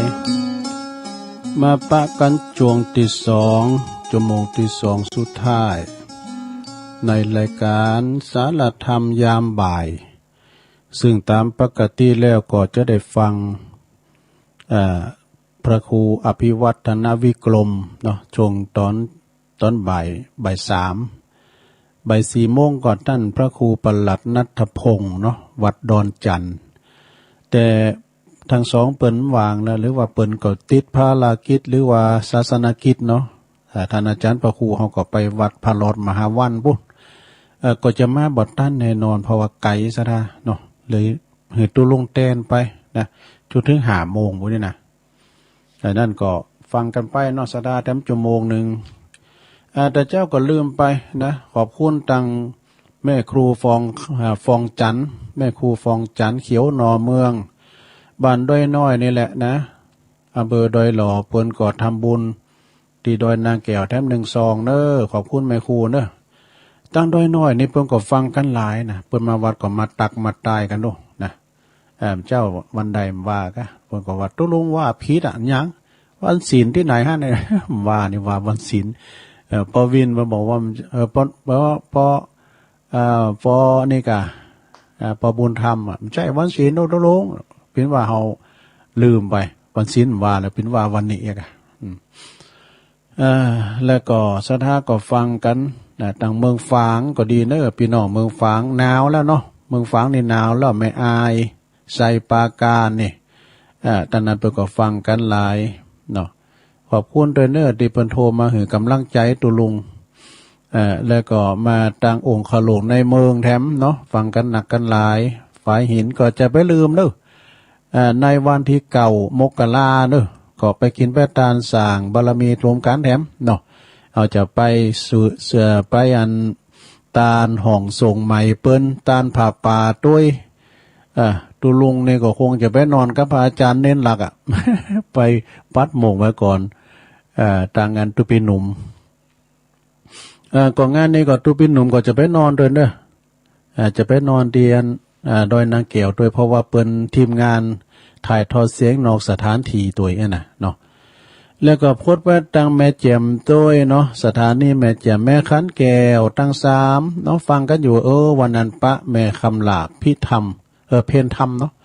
แม่คำลาเพนธรรมเนี่ยเปิ้นอยู่ต้องฝ่ายตำบลช่างเครื่องเปิ้นเป็นแม่ของดาบตำรวจกิจสุเทพเก่งการทำนะตุลุงไปตานพระศาสตร์วันนั้นเปิ้นก็มาตักตายอันนี้อาการตุลุงยองอีแม่ฟังถึงวันเลยเนาะขอบคุณนะแม่คำลา แม่คำลาเพนธรรมต่อไปก็สถาญาติโยมตุลุงก็จะมาเล่านิทานแล้วก็จะมาประกาศเกี่ยวกับงานเข้ากรรมทำกรรมหนึ่งแล้วก็ไผติสั่งจ้องจะสั่งจ้องเลนนี่นะเนาะกันเดี๋ยวก็ว่ากันเดี๋ยวนี้ก่อนว่านำทำคำสอนก่อนอันนี้เป็นคติธรรมเนอะในทานนิทานธรรมชาดกนะนิทานธรรมเรื่องนี้เปิ้นชื่อว่าเลืองพญาทะทิวาหะนะนี่เป็นจะฮือลองฟังก่อนอันนี้ก็เกี่ยวกับคุณพานเหมือนกันเนอะสถาญาติโยมทั้งหลายคุณพานเนี่ยเฮาไปคบคุณพานก็จะเป็นพานเฮาไปคบบัณฑิตก็จะเป็นบัณฑิตจะฮู้ตามเปิ้นก่อนนี่ตุลุงทองเปิ้นว่าเนาะเปิ้นเล่าให้ฟังในรายการน่ะที่อาจารย์พระครูสมุวิศววัตรเปิ้นเปิดให้ฟังตอนเจ้าเปิ้นว่าเปิ้นตุเจ้าตุนหนึ่งครูบาเปิ้นรักษาดิโลกมาครบมาว่ออย่างนี้นะเปิ้นก็เวลาเปิ้นมาค่ำคืนก็ดีเปิ้นมาห้องครูบาก็บอกให้ตุเจ้าตุนเนี่ยไปเอาอันนั้นมาไปเอาอันนี้มาเนี่ยเปิ้นจะจำไว้ว่านะเปิ้นจะจำไว้เผื่อว่าครูบานั้นเป็นมรณภาพตุเจ้านั้นเต้นเลยว่ะนะรักษาโลกมาว่อครับเนี่ยครบอย่างนี้นะเนาะอันนี้ก็เหมือนกันนะสนะมาครบคุณพานแม่แต่ปิ้นอันสิ่งที่มีชีวิตที่ปิ้นพืชวัชพืชนะปิ้นต้นไม้ต้นตอกมันมักไก่อันที่มันปิ้นของพานเนี่ยมันก็จะปิ้นพานไปโดยเหมือนกับขามหวานเนี่ยสนะมันไก่กับขามสุ่มเนี่ยพึ่งมันเอาผสมเกสรมันกลายพันธุ์นะปิ้นสุ่มเพื่อกันนะนั่นนี่อย่างเรื่องนี้ปิ้นอย่างอีนะสนะคือในอติเตกาเลปาลานาสียังกิละดังได้ยินมาในอดีตการเนอะยังมีมหากษัตริย์องค์หนึ่งนะซึ่งเปิ้นมีชื่อว่าพญาททิวาหะนะเปิ้นครองอยู่ในเมืองปาลาณสีเป็นพญาเจ้าเมืองของเมืองปาลาณสีแล้วตอนนั้นก็มีพระโพธิสัตว์เจ้านี่ก็มาบังเกิดเป็นครูปุโรหิตสั่งสอนซึ่งอัตถธรรมแก่พระมหากษัตริย์นะมีอยู่หันวันหนึ่งนะพระราชาราชบุตรนะคือราชบุตรเนี่ยไปขึงตาข่ายตึงไต่ตึงเนอเปิดจะใดบ่ปินอันตรายครั้นนั้นราชบุตรก็ไปขึงตาข่ายสำเร็จแล้วพระองค์ก็ปานักสนมนะนางนาสนมก็ดีนะตั้งหลายก็ไปลิ่นน้ำกันเอกังอัมพะกับปังอัมพวันเนี่ยเนาะเป็นโมงเนาะอัมพะซึ่งยังมีโมงหน่วยหนึ่งเนาะพ้นหนึ่งเปิดว่านะเป็นของบริโภคแห่งเทพยดาเนี่ยเป็นของหน่วยของเป็นโมงของเทวดาทั้งหลายเนี่ยมันหล่นแล้วก็ลอยมาตามกระแสน้ำมาติดซึ่งตาข่ายดันที่ดันนะครั้นพระมหากษัตริย์กับพระนางสนมขึ้นจากน้ำแล้วราชบุตรก็ไปกู่เนาะคือไปเก็บตาข่ายก็ไปปะพลวะมงเนี่ยไปปะมงสุกงดงามนะเป็นว่าสุกงอมงดงามดูประหลาดได้ดอกราชบุตรก็นำเอาไปถวายพระมหากษัตริย์พระองค์ก็ทรงเสวยนะมีรสอร่อยกรอบหวานเนาะอันนี้มันงาจ้างแดงดูนี่ ก็เลยตรัสสั่งนายอุทยานนะนายอุญญานี่นำเอาเมล็ดเอาข้าวไปปลูกป่ะเนี่ยเอาข้าวโมงเนี่ยไปเพาะไปปลูกลดโดยน้ำลดโดยน้ำมันนะเนาะลดโดยน้ำมันอย่างเป็นน้ำมันจันหอมอย่างนี้กันเนาะแล้วก็เมล็ดโมงนี่ก็งอกงามขึ้นมาเป็นลำดับเป็นลำตุ่นเนี่ยเติบโตใหญ่วัฒนากิ่งการสาขา มีดอกออกผลมาตามฤดูกาลนี่หน่วยมาแล้วสถามนหน่วยมาตามฤดูกาลแล้วพระราชาก็เลยทรงเสวยก็ลดมันของลำเดี๋ยวเปิ้นฮดน้ำโดยน้ำนุ่มกันว่ะนะฮดน้ำโดยน้ำนุ่มแล้วก็เจิมด้วยน้ำมันหอมแล้วก็จวนจันทร์อันมีกลิ่นหอมลำต้นประดับด้วยพวงบุปผามาลัย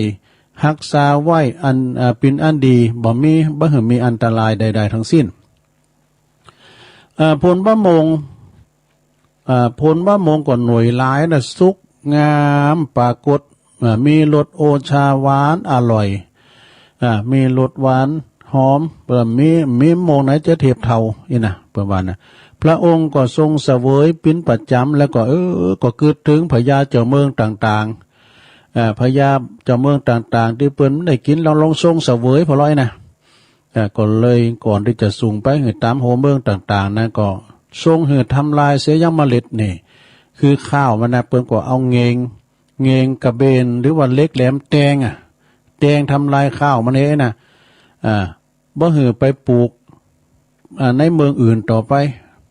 พญาตั้งหลายเด้อพญาทั้งปวงก็เสวยโมงอันมีรสรสหวานอร่อยกรอบก็ชอบพระไทยวะนะนำเอาเมล็ดไปปลูกป่ะเอาข้าวไปปลูกไปปลูกจะมันก็ตื้มออกเพราะว่าเปิ้นทำลายไปแล้วนะจะมีพญาตุ้นหนึ่งนะ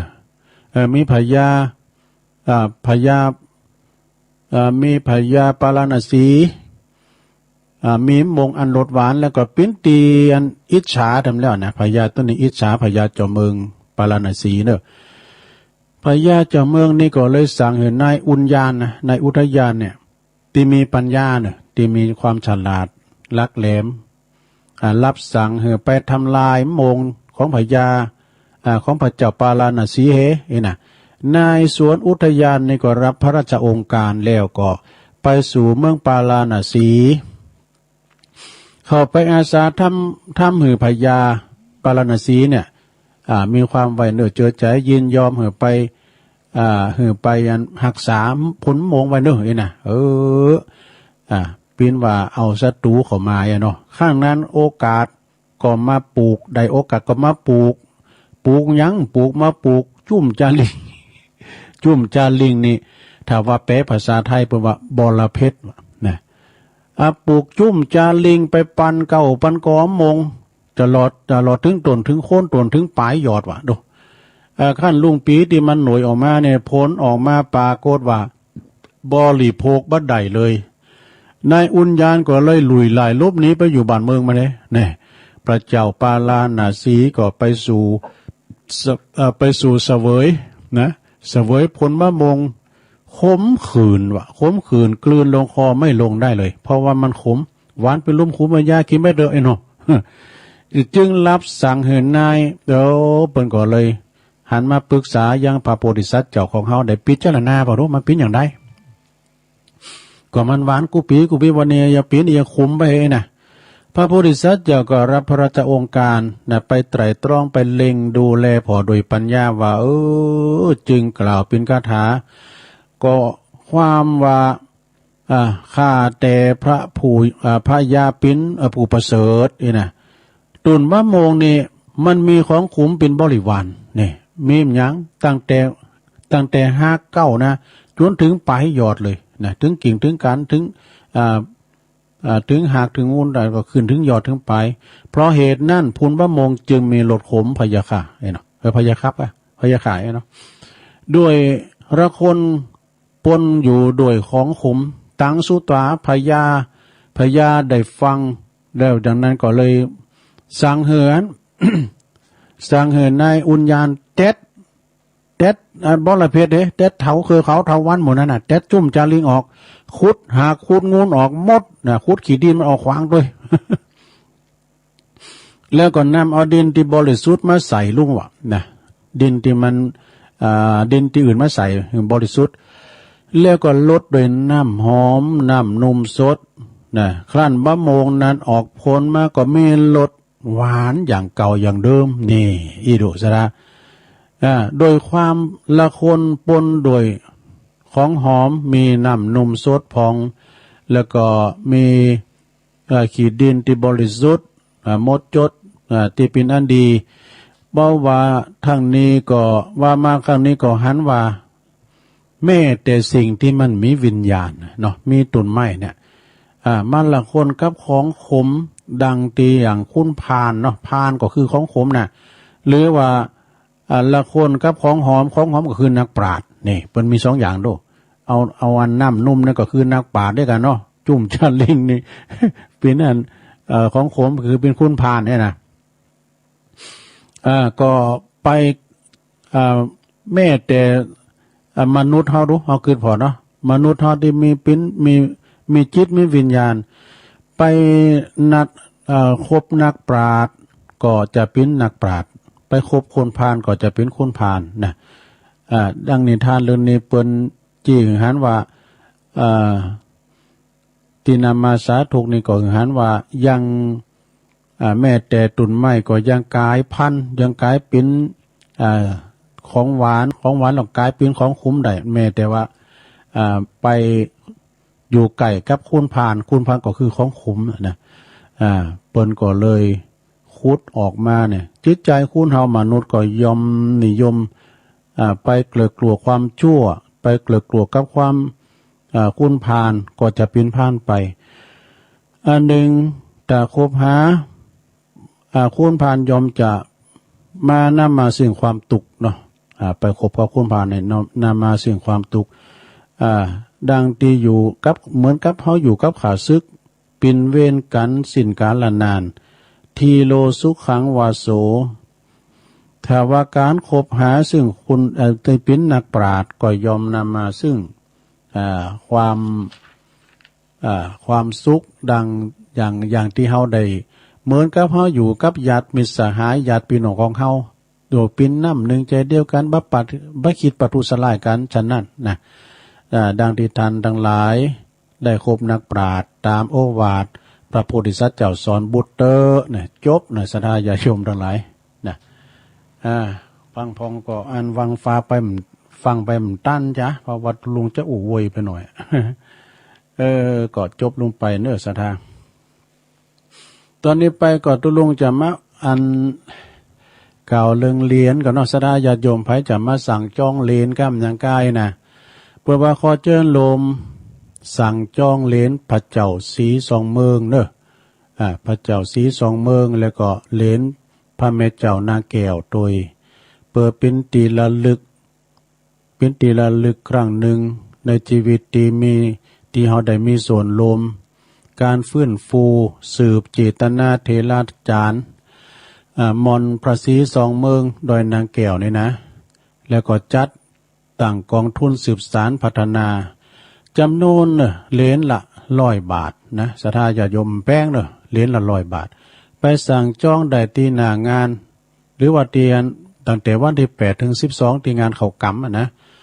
8 ถึง 12ธันวาเนี่ยไปสั่งจองได้เลยเหรียญหนึ่งก็เขาจะได้รับขอบคุณวันที่19มีนาบุญกันเนาะเพื่อจะได้พุทธาภิเษกแล้วเพื่อจะมีการอบรมสมโพธิแถมส่วนว่าสั่งจองออนไลน์นะก็สั่งจองหลังจากวันที่12ธันวาแล้วก่อนนะสั่งจองออนไลน์เนี่ยนะหรือว่าสั่งจองออนไลน์นั้นก็จองหลัง12ธันวาไปก่อนนี่ศรัทธาญาติโยมเนาะนั่นก็ภายที่ขันใดก็ดีก็สั่งจองในใจไว้ก่อน มันก็มีจำนวนหลายอยู่เนาะแล้วก็จะไม่ลืมนะศรัทธาญาติโยมทั้งหลายวันที่8 ถึง 12 ถึง 11เนี่ยเนาะก็จะมีการเข้าวัดปฏิบัติธรรมเข้าลุกขมูลกรรมนะตีดอยนางแก้วเนอะครูบาอาจารย์ประสงค์องค์สังกัดเจ้าเพิ่นก็จะไปกันหนักอยู่ไปปฏิบัติธรรมได้รับความเมตตาเนาะที่อาจารย์พระครูเพิ่นว่านะโอ้เมตตาบารมีตามหลวงพ่อพระครูสันติเจติยากรวัดเกตกะลามนะดูเพิ่นอยู่วัดเกตกะลามนะเจียงใหม่บุญนาสนะเพิ่นยังจะไปนะเนาะอาจารย์ท่านพระครูโสพลปริยัตินะอันนี้เปิ้นเป็นเลขารองเจ้าคณะจังหวัดเชียงใหม่วัดพระสิงห์แล้วก็ครูบาอาจารย์ทั้งหลายนะศรัทธาเนี่ยพระจะฝากบุญทำบุญออนไลน์ ทำบุญฝากนี่นะศรัทธา ตั้งสายเฮ้านี่ก็ฝากได้เนอะสถาเอาวัตถุมงคลต่างๆนะหรือว่ายอดปัจจัยจะทำบุญก็อย่างพี่ไอ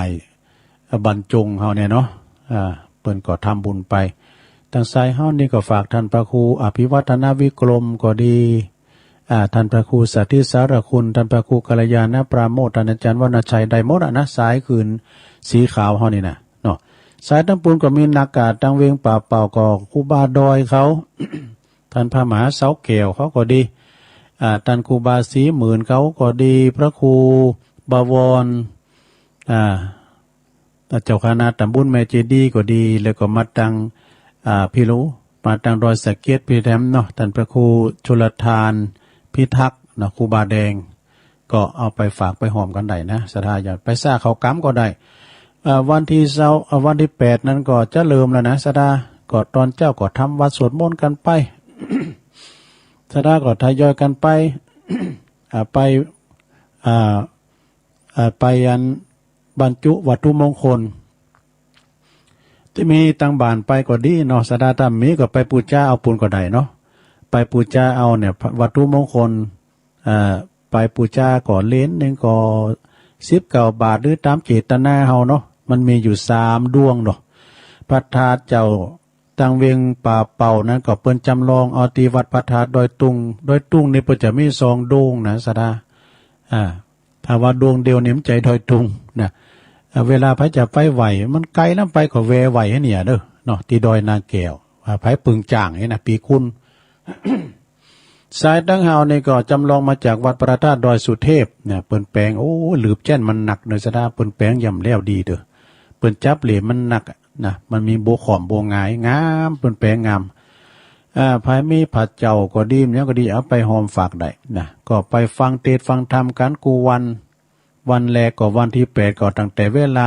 10 โมงถึง 11 โมงเนาะถ้าเฮาไปซุบจับเปิ้นเทศน์เฮาก็ฟังเทศน์ฟังธรรมไว้ก่อนนะภาคบ่ายก็ตั้งแต่บ่าย2ถึงบ่าย3เองบ่าย3บ่าย4เนี่ยนะลองไปฟังครูบาอาจารย์ที่องค์เทศก่อนเนี่ยนะคืนสีขาวเนี่ยเด้อที่เปิ้นเทศให้ฟังเนี่ยเด้อฉะนั้นพระไข่หันตัวจริงองค์จริงเปิ้นไปพอได้นะ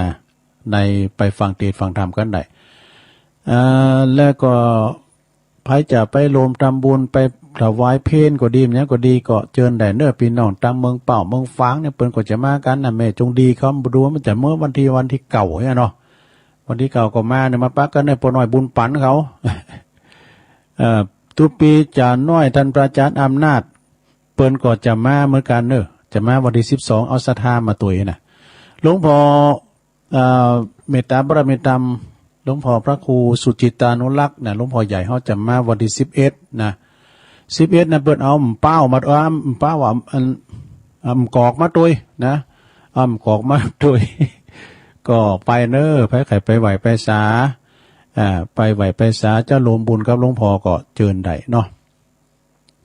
แล้วก็วันที่12นี่เปิ้นก็จะมีการบรรจุพระบรมสารีริกธาตุในเวลา12 นาฬิกาหรือว่าเตง9 นาทีเนาะก็ไปกินไปทานกันศรัทธาญาติโยมวันที่12ก็วันสุดท้ายล่ะเนาะพี่น้องตั้งดอยสะเก็ดนี่ก็จะไปกันหลายไปกินไปทานกันแล้วก็งานนี้ก็ได้รับความอนุเคราะห์เมตตาจากคืนวิทยุวัดฝายหินเดือน104.50โดยเมตตาบารมีธรรมอาจารย์ท่านพระครูสมุวิสุวัฒน์วรกิจโจนะเพิ่นก็นำทีมงานไปนะมีตุปินหนุ่มก็โอ้ยเสียดายปีนานขมูลได้มาแล้วอยู่เฮ้ยปีไหนขมูลไปไหนเพิ่นได้ปีนอบต.ไปแล้วนะโอ้ก็มีความเสียดายอย่างหนึ่งแล้วก็มีความยินดีกับเพิ่นอย่างหนึ่งเนาะยินดีพร้อมหยังเพิ่นได้ปีนอบต.ล่ะนะเพิ่นว่าไว้ก่อนเพิ่นฝากตุลุงไว้แล้วตุลุงถ้าผมในเพิ่นเอาเข้าทีมงานอบต.เนอะถ้าผมได้เป็นอบต.นี่ก็จะบ่ได้รับใจตุลุงเขานะอีดอกก็ยินดีด้วยนะเพิ่นเป็นอบต.ไปละ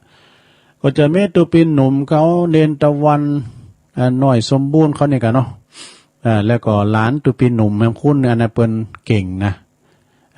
เพิ่นเก่งเพิ่นก็จะมาถ่ายทอดเสียงให้ศรัทธาได้ยินได้ฟังกันเนาะแต่ว่าในก็ขอบคุณทางคุณคณะของน้องโยมพิสมัยเปิ้นเอาหมวกมัดตาล เป็นร้อยเหมือนกันเนอะสดาเปิ้นเอาแจกตุพะนี่นะแล้วก็มีทั้งหลายคณะที่เปิ้นมากันเนาะ วันนี้เปิ้นก็ทำงานกันอยู่เนาะนี่ก็อูจากับศรัทธาญาติโยมได้ฟังกันในวันที่วันผูกในวันที่7นี่ศรัทธาญาติโยมก็ตุลุงเขาก็จะเดินทางไปผูกแล้วก็ท่านอาจารย์มหาสมชาติเปิ้นก็จะมาละนะเตียนสุนทรมุนีบุญอุทยานบุญนะเปิ้นก็จะมาเปิ้นก็จะปุ้นโมงเก่าเปิ้นอยู่ไกลเนาะตุลุงทะลินหมู่หิมนะกะเนาะมันไก่ห้องน้ำแต่ว่าเจ้ามันก็โล่นผักปุกห้อยก็โล่นมุ้งมุ้งกระต่าย โล่นมุ้งกระต่ายเอาเนาะอันนั้นก็พระจะไปสร้างเขาจังหันก็ดีก็เจิญกันได้เน้อโดยเมตตาบารมีธรรมครูบาดอยเนาะเป็นเก้าเป็นกันในการนอนเนี่ยแล้วก็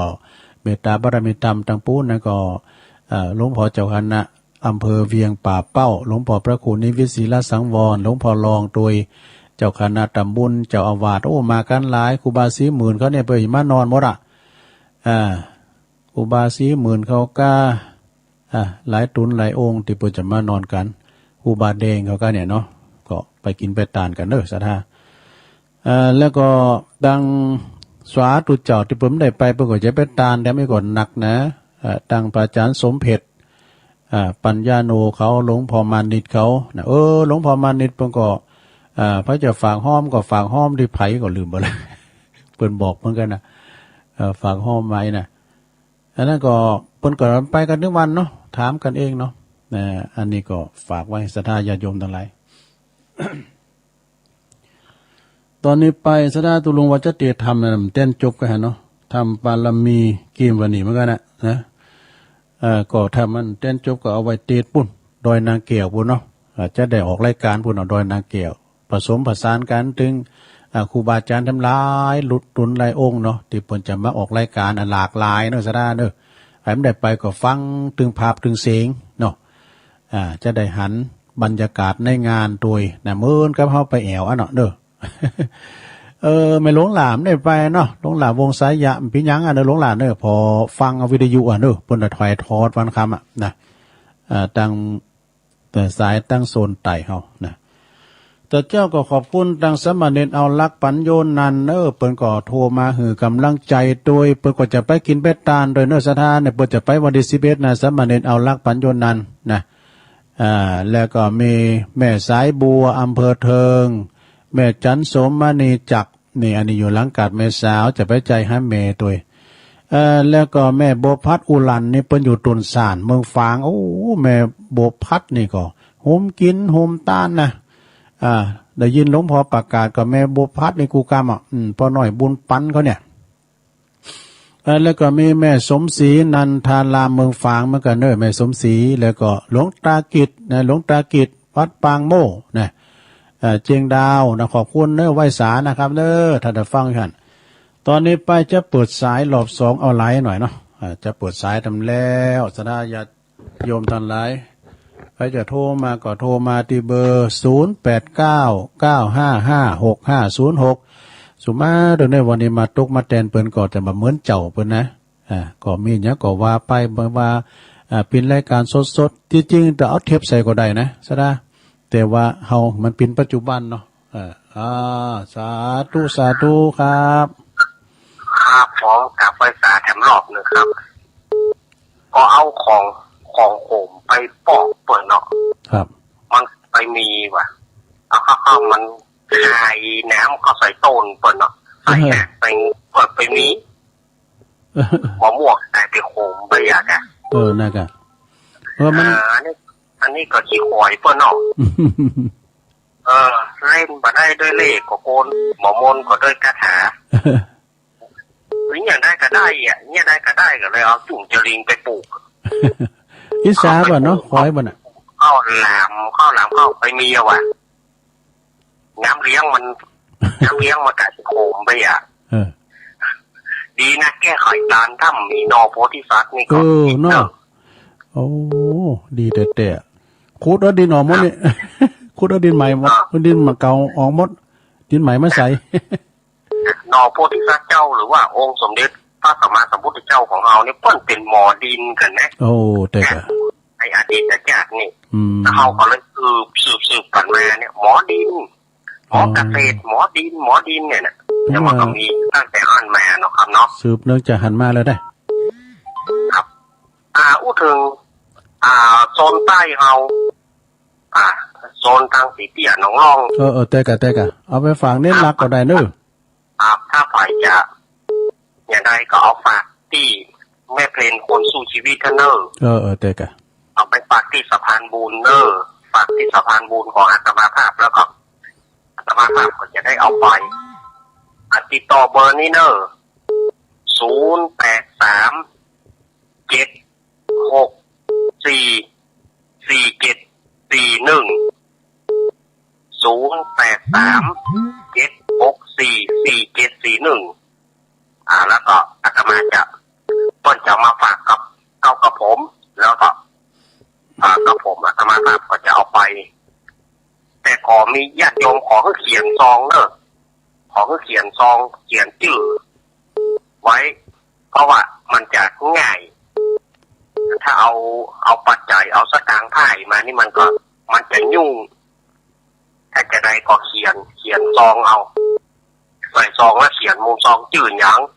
พร้อมหยังก็จะได้เอาไปได้ถูกเนาะครับเนาะครับโอ้นะดีละครับสาธุอันนี้ก็สะพานบุญเนอสามเณรเอาหลักปัญโยนันเนอเอาไปห้อมก็ได้นะเขียนจื่ออย่างเปิ้นว่าน่ะมันได้สับสนเนาะเจริญปอนกลับไปสาครับตุลุมาแล้วป้าน้อยบุญปันมาแล้วโอ้ตรงหา2เตื้อ3เตื้อเลยอดบ่ได้โทรให้กำฟังอยู่ตุลุมาผู้เกี่ยวมาเกี่ยวครัวมาลักๆเลยร้อยแก้วลังแก้วนี่ก็ที่หนาวแล้วแต่สุดยอดตุลุงเกียมผักปุกว่าละเอาผันโนมไปวันที่9ปากันเนาะป้าน้อยไปวันที่9เนาะก็แม่จงดีเขานะกะขบวนเดียวกันตามไปสาธุลุงเนอะแล้วปากันเนาะโอ้ขอบคุณหลายๆเนอะป่อสาธุนี่ป้าน้อยบุญปันเนอะโตนี่ก็นักลาบุญเนอะกินตาลเจริญปอนพระเจ้าท่านนั้นโยมแม่ฟังอยู่เลยแม่จันสีเจ้าโอ้แม่จันสีฝางมาทำแล้วเจ้าวันที่9ก็จะไปเกินแม่จงดีเขาอยู่เน่เก่งโฮลินโอ้ดีกะเก่งโฮลินเจ้าไว้สาเจ้าขอบคุณหลายๆเจ้าสาธุแม่จันสีเก่งโฮลินเนาะเอา0899556506เจริญปอนแม่เจ้าลุงแม่สมภาษณ์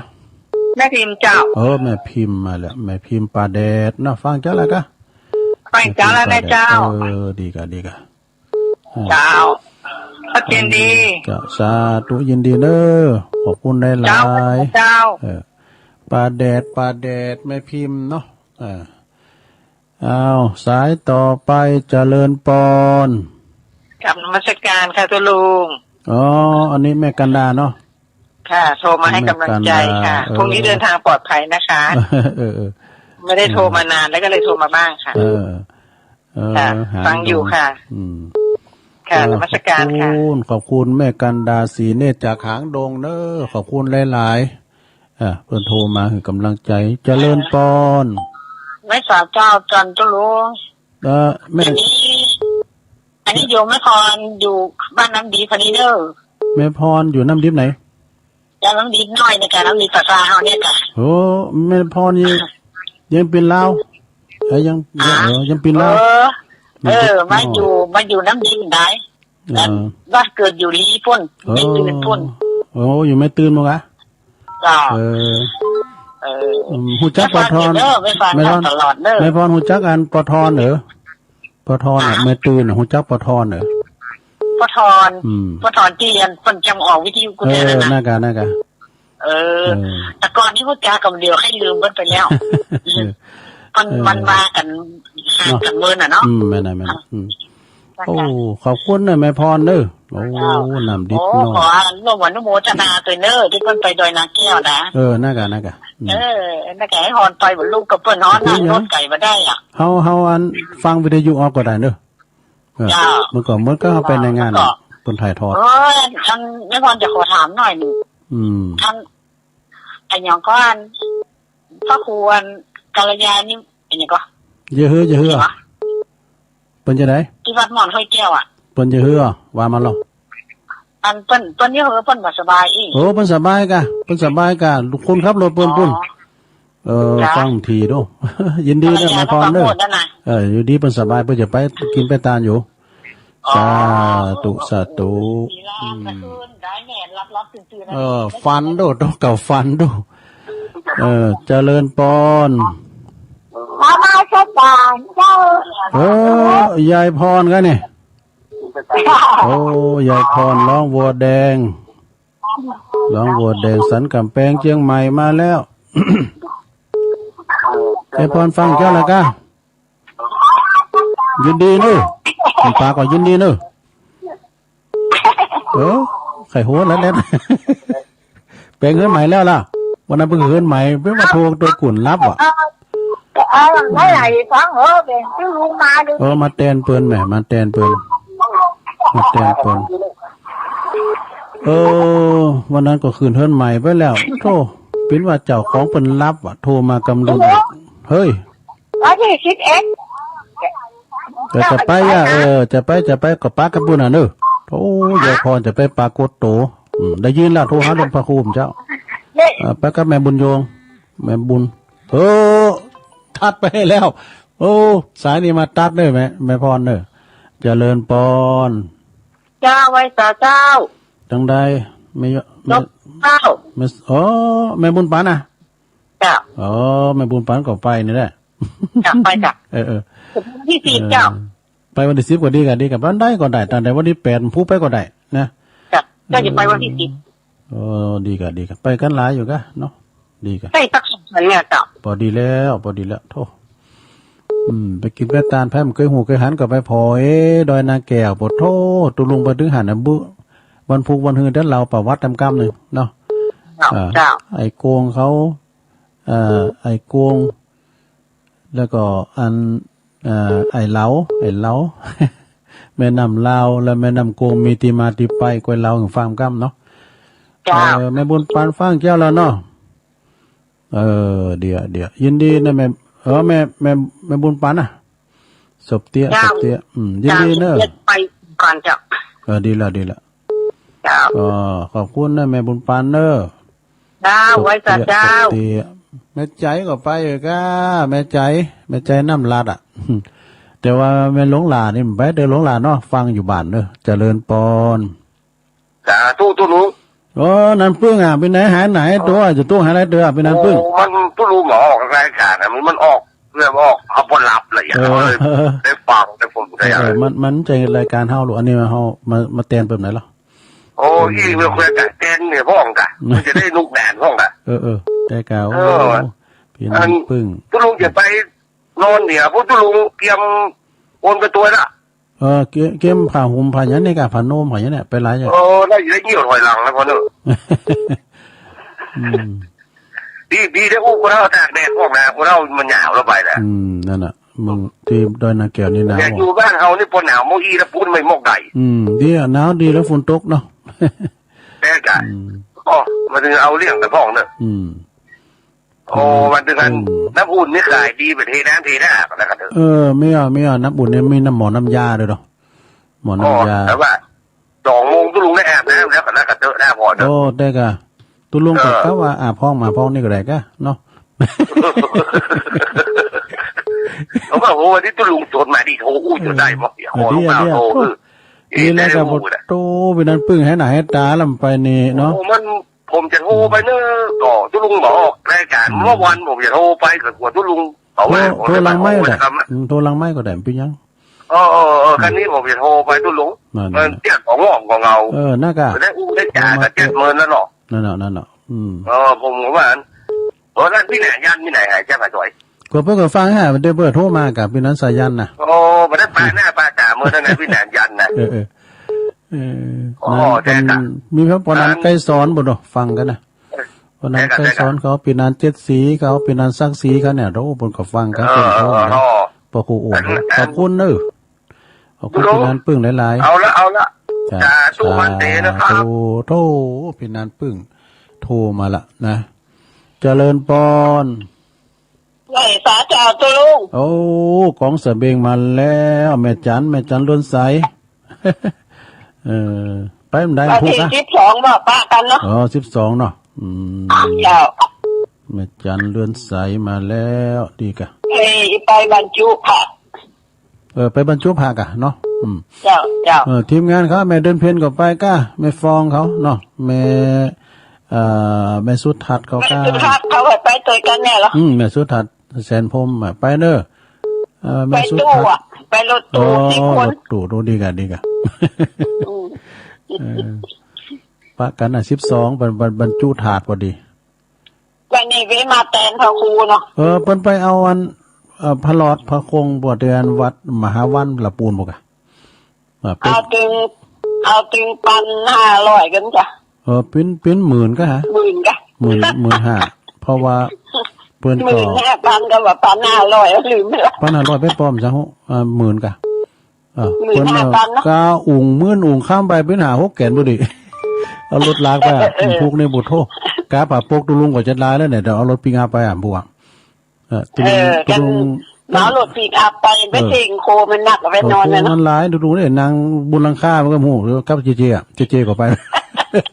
เอาผ้าไปนั่งเนอหนาวแม่เหมือกเจ้านี่นะนั่นเอาก็ผ่านโน้มนี่ก็เก็บไว้แล้วนะแต่ก็อัดไว้ตีๆแต่ในกระสอบปุ๋ยนะเอาใส่ไว้เสร็จแล้วอันนี้เราเสือกันฝนไว้โดยเลยมันกันลมหนาวได้แต่กับปวดลุ่มดีนะปวดกลางวันก่อนหนาวแล้วก็อันทำมาตากแดดก็เสียว่าห้อนไว้อยู่ห่มก่อนหนาวอ่ะมันชอบเปล่งลื่นมันเหมือนเขาไปนอนในกุฏิเนาะแม่น่ะนะครับโอ้ไปโตลมหนาวเป็นที่คอยล่ะแหมหนาวนี่ก็วันที่31เด้อที่อุทยานสุนทรมุนีบนนั้นลำปางที่อาจารย์พระมหาสมศาสตร์ก็จะมาผู้ก่อนนะมาจัดรายการด้วยกันเพื่อกะอยากโยมไปอยากโยมเขาบอกเขาล้ำกับมนอยู่กะได้กะไก่แจงอะเนาะมันปึงกันมันบอกเขาล้ำก็ผู้ไล่ตดแต่ก็เขานุ่งงานนี่นะแล้วก็หมอนน้ำยาไอ้กำละแค่นั้นกระจินนี่เนอะตุลูโอ้ขอบคุณแม่จันหลายๆเนอะเจ้าไว้เจ้าสาธุพันเตแม่จันนี่ก็มือในมาหยอดอย่างปีนั้นปึ้งนั่นน่ะนะก็ขอบคุณหลายๆเนอะเจริญปอนเวลาหลายอยู่เจริญปอน08เจ้าตั้งได้ยังไหมแม่เก่งเจ้าโอ้แม่ขันแก้วอะเจ้าโอ้แม่ขันแก้วมาแล้วฟังอย่างเลิศตุลุงแต่มันจะโทรบัดการเพื่อนบัดได้ฟังตัววันน่ะเจ้าแม่ขันแก้วอยู่บ้านเนี่ยก็อยู่บ้านเนี่ยก็บ้านจังเครื่องเนาะโอ้แม่ขันเกี่ยวแม่เจียมมาแล้วฟังติ๊กๆนะแม่เนอะวันนั้นหูจักแม่คำลาแม่คำลาเพชรคำฮะนะหนาวจะใจเนอะโอ้หนาวโทษหนาวนี่ก็หนาวนะกะหนาวเหมือนกันนั่นเนาะมันตรุงซ้ำอยู่บนดอยกันนะเวลาหนาวกว่าหนาวแล้วเป็นเวลาห่อนกว่าห่อนแล้วมันอยู่ไกลตะวันน้ำหน่อยไงเจ้าขอบคุณแม่ขันแก้วนางๆเนอะเจ้าไม่แก่เจ้าสาธุแม่ขันแก้วเมืองฝางทำเนอแม่ขันแก้วเมืองฝางนาไปเนอแม่ฟองจันแม่จันฟองนะห้องสิทธิ์เนอเปิ้นจัดตานห้องน้ำหือปอประสิทธิ์ปจิกห้องสิทธิ์เนอวันที่12นะปีนันพมเขาสันไส้ของหน่อยก็จะไปแม่ฟองเขาคณะเขาเปิ้นจะเอาโถดินไปเอาเมฆไปด้วยเอาโถดินไปเดินแม่ฟองเนอเกมท้าไว้ดีๆเนาะจัดอันจะไปตานห้องน้ำหือปอจิกนะแต่พอเล่งนั้นลงนี่เปิ้นได้ไปเปิ้นมาขืนเฮินใหม่บ้านเปิ้นน่ะเปิ้นมาซื้อเฮินหยังเบียดังเชียงใหม่ไปนะพอเล่งนั้นลงได้ไปตัวก่อนพี่ยังเนาะฟังเสียงแล้วก็ต่างงานตุปีจ่าน้อยเปิ้นก็จะเอาศรัทธาสันห่างไปจัดลายเนอะ สันห่างนะแล้วก็งานเพิ่นก็จะมีนะตุลุงกับประกาศให้เพิ่นถึงวันเช่อันเดียนปุ่นนะรอพระเจ้าตั้งใจเจริญปอนใส่ซาเจ้าตุลงฟังอยู่นะกำลังใจนะแม่ครูอ่ะใจร้องแม่โบพัดบันกับเสียงแงมข้างหูเนี่ยแม่โบพัดก็ว่าแม่ครูลาวันเสียงเหมือนกันแม่ครูแม่โบพัดบันก้างหงเนาะเจ้านั่นเดือนนี้ออกวันน้ำละกะมาเต้นเพิ่มได้ไหมมาเต้นเพิ่มได้ก็ว่าถึงวันฟังก็ว่าได้ยินนี่เนาะวันนี้จะได้ยินนี่เนาะมาเต้นอาจารย์พระครูมันไปหับเอาวัตถุมงคลนะกับวัดบุญอันวัดพระลอดมหาวันบุญวัดมหาวันฟังอยู่แล้วก็ไปฟังนางฟังเดี๋ยวฟังจบแล้วก็สวดมนต์ไหว้พระเนาะดีแล้วเนาะแม่บุญโยมแม่ไหว้พระที่พระเจ้ามาแรงค่ะดีแล้วกะโทดีแล้วไหว้เปิดลูกเปิดร้านเนาะทุกคนเนาะลูกร้านอยู่ไกลอะเนาะจุ่มเลยยืนใจแต่แล้ว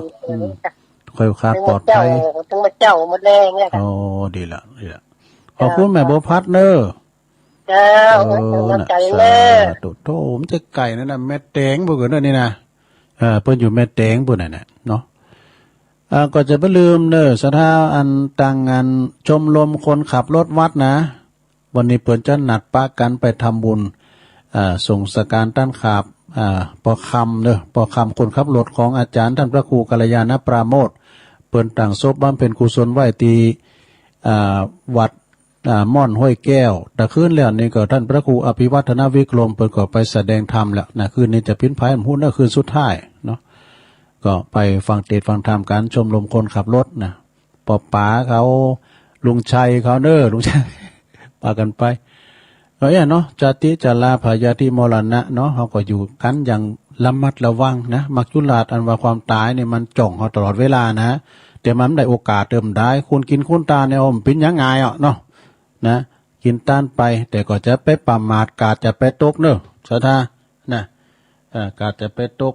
จะไปประมาทกาดจะไปตกได้อยู่เย็นเป็นสุขกันกินต้านกันไปใจในวันพุกนี่คืนนี้ก็วันนี้วันจันทร์ก็แถมบึ้ก็ฟังครูบาดอยเนอะคืนบึ้นะครูบาดอยเพิ่นก็จะมาออกรายการเนาะวันจันทร์เมื่อคืนแล้วก็แถมบึ้นี่ก็ท่านพระครูปลัด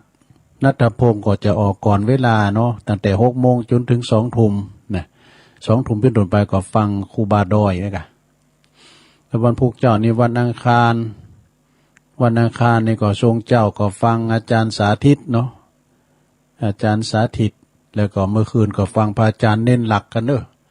พระอาจารย์เน้นหลักเพิ่นจะมาทุกคืนวันอังคารเนอะเปิ้นก็จะมาเทศนำเทศธรรมมหาเวสสันดรจาดก13กันพองการแล้วก็มาสืบชะตานะสืบชะตาออนไลน์นะคือว่าทำนำมนต์ถ้าว่าเป็นวันอังคารก็ฟังอาจารย์พระอาจารย์เน้นหลักปัญโยนันท์